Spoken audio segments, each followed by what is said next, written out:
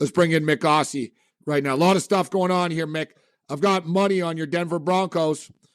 Although you got the donkey mask today. You got the donkey where, I got money on the Broncos. And if you notice, I think it's the first time I've taken them, Mick. I never take them. So I take them this week plus the points. They're getting smoked right now. I don't know why did Vic Fangio go for that earlier? Who you guys think you are? Right? Like, you're the Denver Broncos. Just kick the stupid field goal. It would have been 10-3. He goes for it. And now it's 17-3 instead of 17-6 in this game. But I do have the Broncos under 8.5.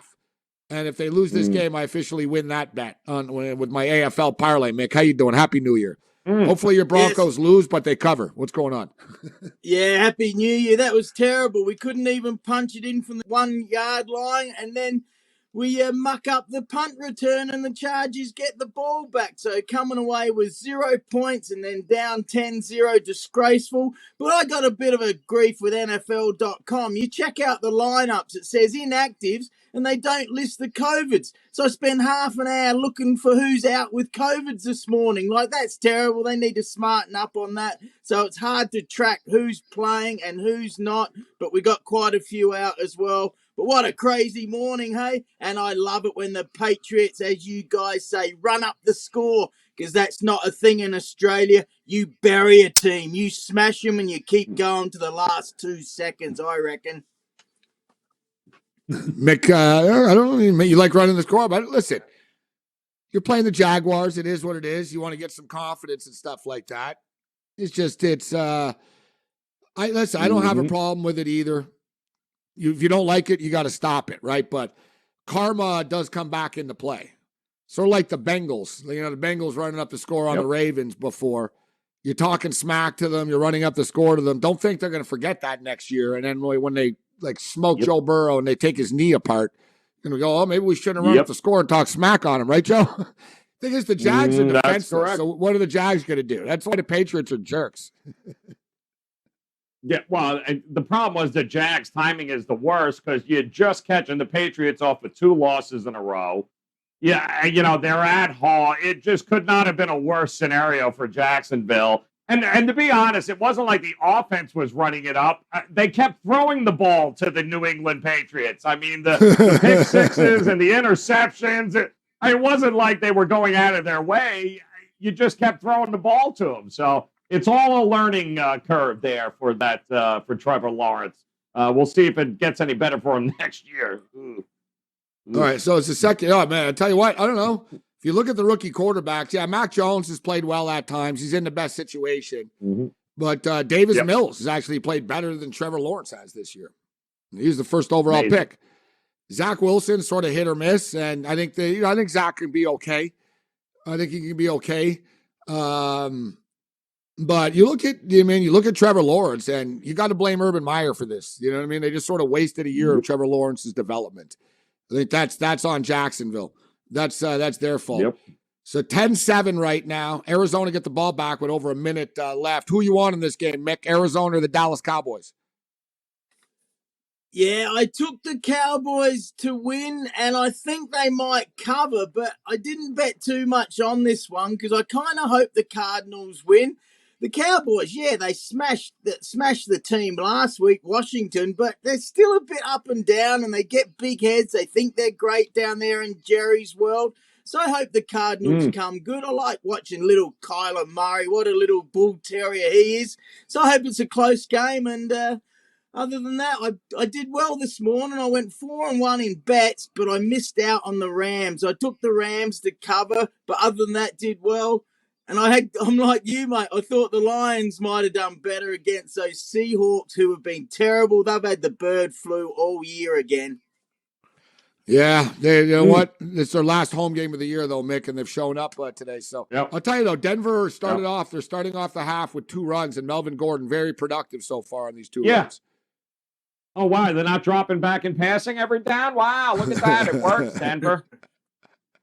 Unreal. What did you think of that 4th down on the goal line there? That flea flicker pass? What did you think of that play, Mick? Yeah. Well, when you can't get it in from 1 yard out with like 4 goes, there's something wrong. But Chargers' run defense is terrible. So I would be running the ball all day. Just run. And I tell you what, boys, don't trust those Chargers. Those pretty boy surfers down there in San Diego, now LA, they'll get up. Yeah, they're up, but they'll take it easy and start looking at themselves. So don't trust the Chargers. We're still in it, boys. We're still in it. 17-3 right now, setting up shop on the 44-yard line. Yards on the God, you guys. More with Mick on the other side.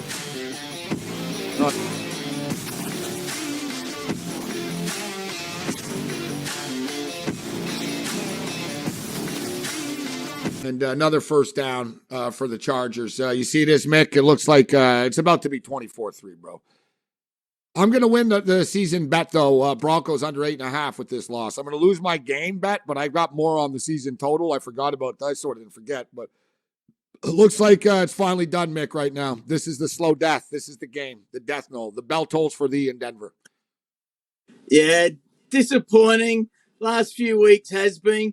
But you actually made me a bit of money this morning, Gabe. I took your under on the Bills game, but I got it at 46.5. You got it at 43.5, and the total was 44. So I made some money off you, but you lost your bet. Sorry about that, mate. Eh? That's okay. I also had a 48.5 too on the game, or 47.5. The 43, that was bad luck that it landed at 44. And you know what's crazy is I had an under 43.5 and an under 47.5. And when it got to 43 late, Joe, the Buffalo Bill kicker, Bass, he hit the upright. I needed him to miss the extra point, and it did, but it went in. It hit the upright and went in. Of course, exactly. Because I actually thought, I was like, well, I got more on the under 47.5, but I was like, maybe he'll miss the extra point. And then dink, I was like, I had the sound on the game too, dink, and it hits the, I'm like, oh my God, did he miss? And they're like, oh, everything's going Buffalo's way. Hey, it rolled right in. I was like, yeah, of course. Unreal. Of course it did. Of course it did. The snow made it go in. Unreal. I'm glad you can win, Mick. I'm glad you can win. Yeah. My grief. My grief. More with Mick and Joe on the other side. In-game live. NFL continues. Yeah. And San Francisco are lucky. It bounced right back to them. Like, they really are lucky today. But San Francisco have often been unlucky a lot this year, too. So it goes to show the luck is starting to come their way right now. 20-3, they kicked the field goal, Mick. Yes. What do you say, Mick? Big Bronco comeback here, or are we done? I think we're done. Like I said, I wouldn't trust those Chargers. But talking about the 49ers, they were my team growing up until I moved to Colorado. But are you kidding me? What they wasted on Trey Lance Armstrong? No, I mean Trey Lance with a strong arm. What a disgrace! I like Shanahan and John Lynch, but man, that is a hell of a lot to give up for that pick they did for Trey Lance. I hope it works out for him, but I don't think it will. Or if it does, it might take a few years. So 49ers, I know they're a good team, but they're underachievers, absolutely, since they went to that Super Bowl.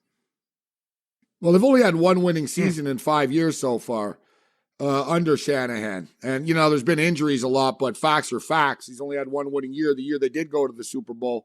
But right now, when you look at Trey Lance and his numbers right now, Trey Lance, 13 of 18, 162 yards, 6 carries for 23 yards. So they were conservative early, Joe, but they've opened things up a little bit. They have taken some shots down the field.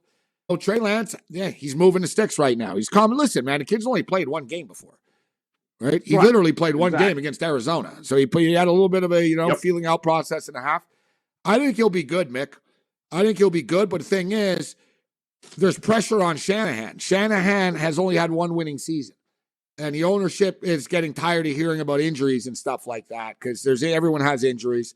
So he thinks he has a better chance of winning with Garoppolo, but it's a catch-22. So then they're going to say, well, if you like Garoppolo so much, why the hell did we just take this kid and we're paying him all this money and he's not even playing? Right? Like, it's kind of one of these.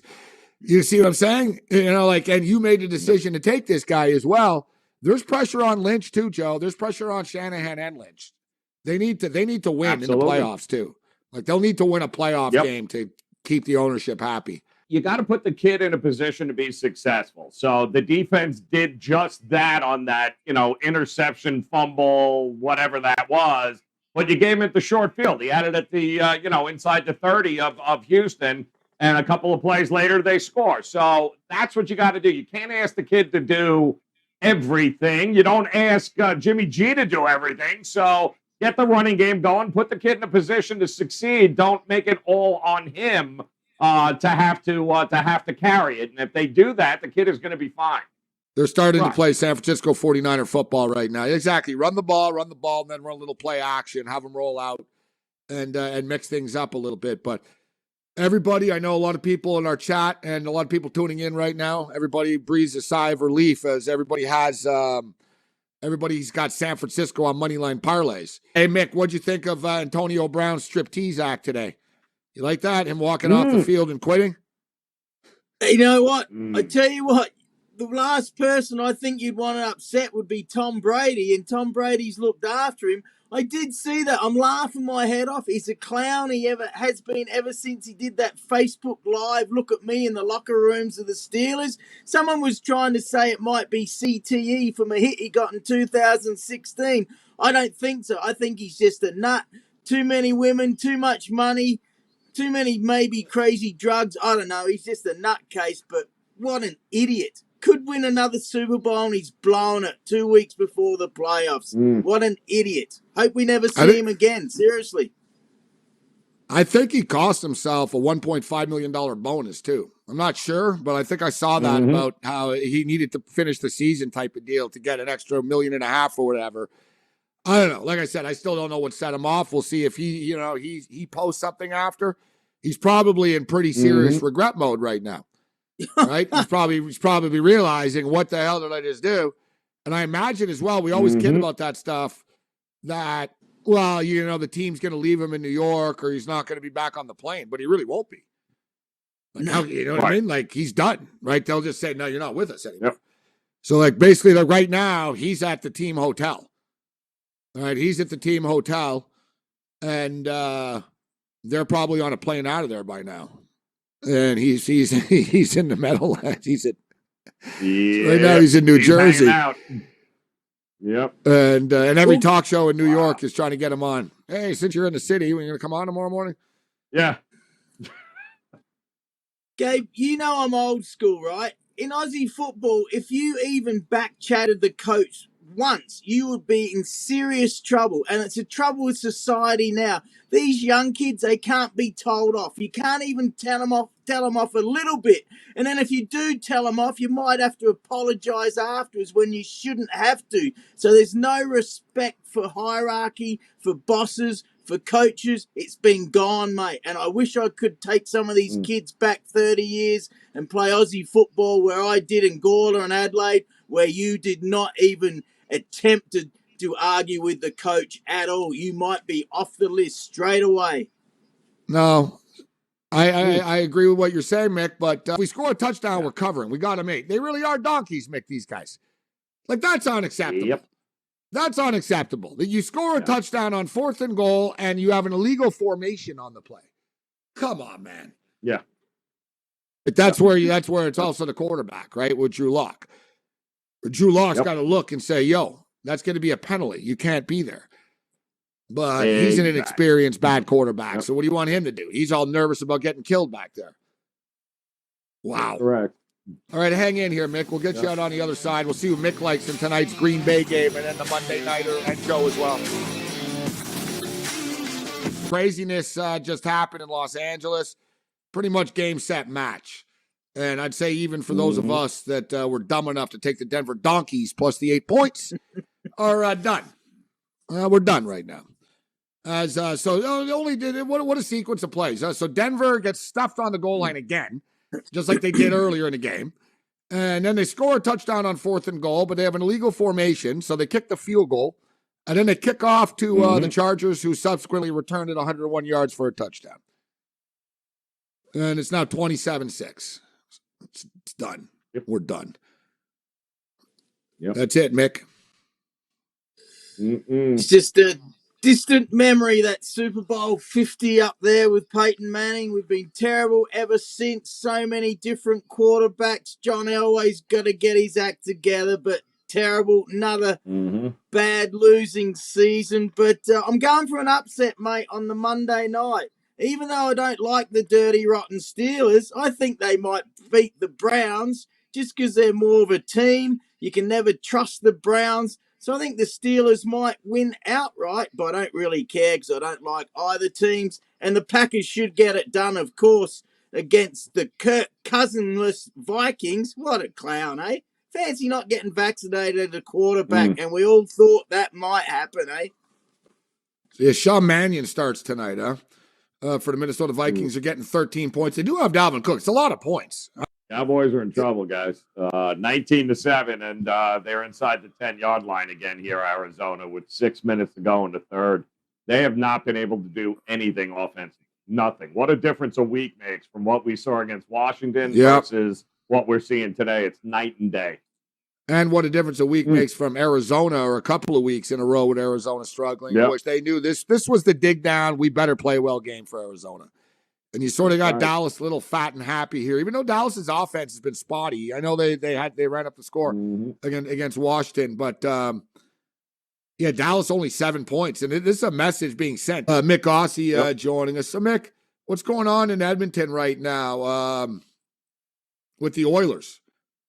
Is there no fans? They're not playing, or what's the deal? It's hard to keep up with this. You know what? Especially with. I wanted to ask you about this too. You didn't enjoy all the bowls, Mick. What'd you say about the only bowls you know is a bowl of soup? You don't get the fascination for all the bowl games. You weren't on board, Mick. You didn't watch all 41 bowl games, 42 bowl games. Still a couple left. I like a good bowl of cereal with nice milk. I like a bowl of soup, and I like a nice, clean toilet dunny bowl. But I don't like the corruption. I don't like the kids pulling out of games like last night. Those kids from Ohio State, those wide receivers, they should have played. Sure, if it's an average bowl game, I can maybe understand that. But I don't like the corruption where the kids never used to even be allowed to get a dinner bought for them. I know it's changed. But yes, the big bowl games I do watch, and a couple Aussie punters did all right. I see that. Fletcher's kid, Dustin Fletcher, a Bomber, long-time player. He did the strut and made some news. So yes, I watch some game, but I don't like the corruption with the NCAA. Everything's corrupt. What isn't corrupt? Me?